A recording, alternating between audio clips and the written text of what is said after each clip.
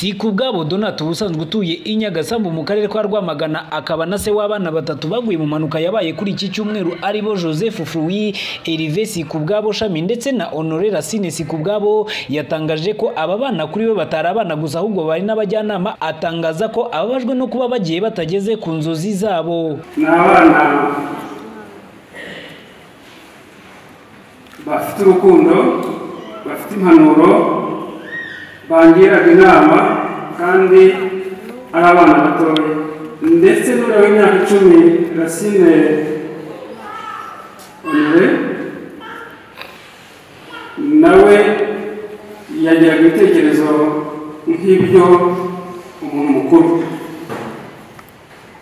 Mbabajwe rero nuko yari kuzaba generali, kuko yari yarahisemo kuza mu gisirikare. Ndabaye rero kuba avuye mu mubiri atabaye generali. Hari uwo bita Shami we yari yaranyemereye ko hazaba umutekinisiye, yakundaga ibintu bya tekiniki. Mbabaye rero kuba bagiye batageze ku byifuzo byabo, ariko ibyo byifuzo byari byo ku isi nkaba numva nkashidikanya ko ijuru bamaze kurigeramo. Yatangaje ko ku wa gatandatu tariki 22 aribwo yabohereje nyirakuru kugira ngo bamusure buri buke ku cyumweru bataha, akaza gutungurwa no kuvugana nabo mu gitondo ku isaha ya 5 nyuma y'amasaha make. Amaze kuvugana nabo agahamagarwa na nyirakuru w'abana amubwira ko agiye kubaherekeza bakagaruka mu rugo kugira ngo kuwa mbere bakomeze ishuri, gusa nyuma akaza gutungurwa no kubwirwa yuko ikamyi bagwiriye kandi bose bitabye Imana. Nabohereje kwa gatandatu kwa nyirakuru saa 5 nari nagejeje Nyagasambu kuri kaburimbo ku cyumweru. Nahamagaye Fruit turavugana, mu gihe ngivugana na Fruit umutware w'ibita Racine yaka telefone mukuru ati mpamagare dadi. Arahamagara ati dadi, ati sha tuzi ko numva nakumbuye. Ndamubwira nti se waragiye ku mugoroba uhise ukumbura mu munsi umwe. Aravuga ati ndumva nakumbuye aho hantu. Mu minota mikeya rero aho tuvuganiye nagiye kumva ko numva mama wabo arampamagaye arambwira ati abana bakoze impanuka, igikamyo kirabagwiriye kandi bamaze kwitaba Imana. Numva simbyumva, akomeza avuga ko nyuma yo kwakira amakuru yanyarukiye ku bitaro bya polisi bihereye ku Kacyiru mu buhurukiro bwabyo, akerekwa imirambo y'ababana kugira ngo hamenyekane koko niba arabe, kuko nawe yaragishidikanya buri uko yabonaga umwe ku wundi agasanga ko kari abana be akurikije imyenda yari yabambitse bajya kuza gusura nyirakuru. Ngeze Kacyiru barampamagara bati umurambo umwe wamaze kuhagera. Ndawitegereza, hari hageze Shami we mu gusezera mwabibonye we yari afite umubiri ugaragara hose. Ndamureba hanyuma nkamufamira polisi ko umurambo wanjye mubonye, ariko nsigara ndekarama indi mirambo ibiri. Imodoka polisi yasubiye yo kuzana indi mirambo ibiri, irayizana yihagejeje. Iyo nabaje kubona Racine, ariko we ari umutwe wari umaze kuvaho, ari igice cyo hasi yavuyeho, hasigaye igihimba gusa. Ariko kubera ko ari byo bari babambitse, ntabwo nari nzi imyenda nabambitse no kugera ku bokisa ndatubona. Nawe mutamufaminga ko ari Racine. Hanyuma rero mpamvu kumusezera mwabonye ko byabaye ifume babashyize mu shitingi barazingaze, kuko nta mubiri ufatika urimo. Tugeze kuri Fruit mukuru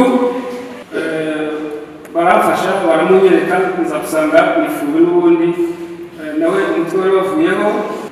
Nawe rero yarangiritse, niyo mpamvu nawe bamushyize mu gishashi hanyuma turenza amurenzaho amashuka, niyo mpamvu nawe mutamubonye isura. Yaba polisi y'u Rwanda ndetse n'ubuyobozi bwite bwa leta bwari buhagarariwe mu muhango wo gushyingura ababana mu irimbi rya Rusororo, bijeje uyu muryango ko bazakomeza kubaba hafi kandi hagakurikizwa icyo amategeko ateganya kubaburiye ababo mu mpanuka. Iyi mpanuka yabaye kuri iki cyumweru ahagana saa 9 z'amanywa, yatewe n'ikamyo yo mu bwoko bwa Howo yaburiye feri ahitwa Yamaha irimo impanuka yerekeza ku Kinamba. Twabibutsa ko atari aba batatu gusa baguyemo kuko yaguyemo abagera kuri 6 harimo na shoferi wari uyitwaye. Kugeza kuri ubu ngubu bikaba biteganijwe ko n'umwe mu badamu yahereyeho igonga azashyingurwa ku munsi w'ejo. Ibarushimwe Bihoyiki Keve Christian, BTN TV i Kigali.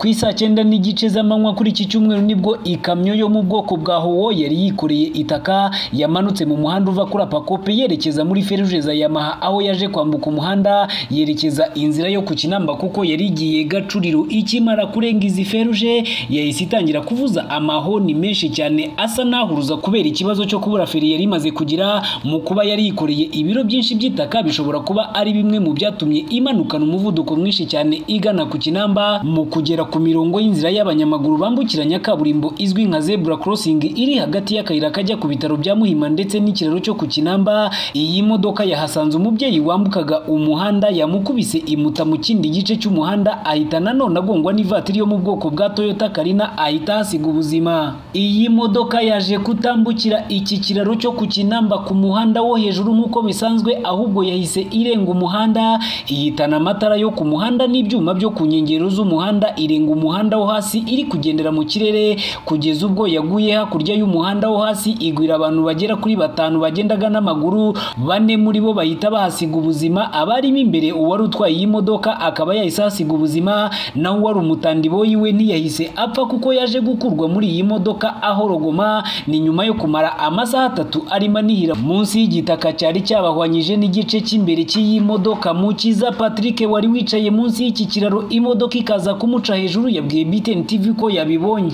Nitwa Mukiza Patrick, njye nicaye munsi y'ikiraro ngiye kubona mbona imodoka iturutse hejuru ikubita ikiraro, mbura ukuntu mbigenza, ubundi mbona nicara hasi, mbona n'ubundi urupfu rwaje nicara hasi. Rero ngiye kubona gutyo ibi nciye hejuru, ndaje mbona ikubise abantu hari hirya, abo bagore bahita irabakubita barataruka bagwa hirya y'umuhanda. Nagiye kubona mbona shoferi nyine ari gukubita akaboko asakuza nyine, ubundi nyine mbandurokotse gutyo. Bari abandi ambulance twaye bagitera kuka nabo ngabo yakubise. Abari bayirimo imbere bose uko ari 2, umwe yapfuye, undi aracyazunguza amaguru. None se irenze umuhanda hano irindigo hakurya hari kiri mu kirere. Bamwe mu bazimiritawo ari we tandiboyi w'iyi modoka baje kubanza gushyamirana na polisi bashaka kumutabara mu buryo bwabo, nyuma yo kumwumva anihira. Ni mu gihe polisi yabumvishaga ko agomba gutabarwa bitanga umutekano, aho babwiye BTN TV ko n'ubundi uyu mutandiboyi yaramaze iminsi ababwira ko iyi modoka ifite ikibazo cya feri. Kandi twabura nanubu aracyari marata arimo ari gutaka kandi polisi iri gutanga isheke, kandi abaturage bakwiye kwegura ikagira gute agatuza. Ubundi giye we nifuta nk'urambe guparika amanga arambwira dore ko n'ubwo mvuye Musanze yakubwira amagagari agaferi n'ugaki. N'ubwo we yarabizi ko imodoka ifite ikibazo cya feri yari gaki. Bamwita Militawo, ubundi yitwaga Mucizi, ntabwo ari company, ni umukire ku giti cyo ufite imodoka. Nyiri iyi modoka nawe wageze ahabereye iyi mpanuka hagana ku isaa 12 n'igice z'umugoroba yabwiye BTN TV ko imodoka yari ifite controle, ko ibyabaye ari impanuka itashoboraga gusubizwa inyuma bitewe n'igihe, yihanganisha baburiye ababo muri iyi mpanuka. Uko hagazangana nyiri ko magazanga banyiri umuntu nyine nibero kubihanganisha bakihangana, nanjye ndihangana nyiri modoka, ariko biteye agahinda biranababaje. Ni impanuka yashatse kubona ngo igihe cyageze n'abakigikuriye. Umuvugizi w'ishami rya polisi y'u Rwanda rishinzwe umutekano wo mu muhanda Senior Superintendent of Police Irene yabwiye BTN TV ko nubwo imodoka cyangwa ikindi kinyabiziga cyaba gifite controle, ariko buri wese ufite ikinyabiziga akwiriye kujya asuzuma buri gitondo niba kimeze neza, kuko ibyuma bishobora kwangirika bidategereje ko igihe cya controle kibanza ibanza kurangira. Ubusanzwe buriyo uriya mu shoferi atitaba Imana hari icyo yari kutubwira, kuko niyo wari utwaye imodoka wenda yakutubwira ati yananiye kuva ruguru mfata fure byanga. Ibyo rero abari bari hafi aho ngaho impanuka yabereye bagiye babona uburyo yagiye hutaza izindi modoka no kuyigarura mu ruhande nyarwo bimunanira, agomba kuba ari ibibazo b'imekanika. Ibyo tuzi byangiritse, abitavye Imana ni 6, 4 bakomeretse, hanyuma ibindi byangiritse n'imodoka yabanje kugonga, ipoto y'amashanyarazi, hari ikiraro kiriya cyo ku Kinamba n'umuhanda hariya hasi aho yaguye, babonye ko umuhanda nawo usa naho wacitse, cyane cyane za bordure n'amapave. Ikintu duhora dukangurira abatwara ibinyabiziga muri rusange, yaba imodoka nini cyangwa intoya, amamoto, yewe n'igare, burya kumenya ubuzima bwaryo ni ingenzi.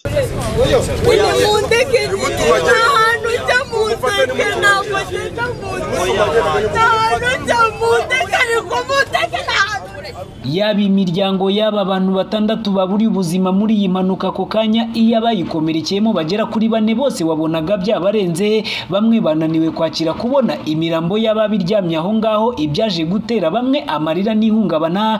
Gusa ambulance zagiye zitwara bamwe ku bitaro bya Muhima kugira ngo bafashirizweyo, ndetse n'inzego zitandukanye zirimo igisirikare, polisi, daso, abanyerondo, utanibagiwe inzego z'ibanze wabonaga ko zatabaye, harimo n'umunyamabanga nshingwabikorwa w'umurenge wa Muhima. Ibi byabereyemo, polisi ikaba yagerageje gutabara. Ibikorwa byatangiye ku saa 10 bikarangira hagana saa 3 z'ijoro. Ibarushimuwe bihoye Keve Christian, BTN TV, i Kigali.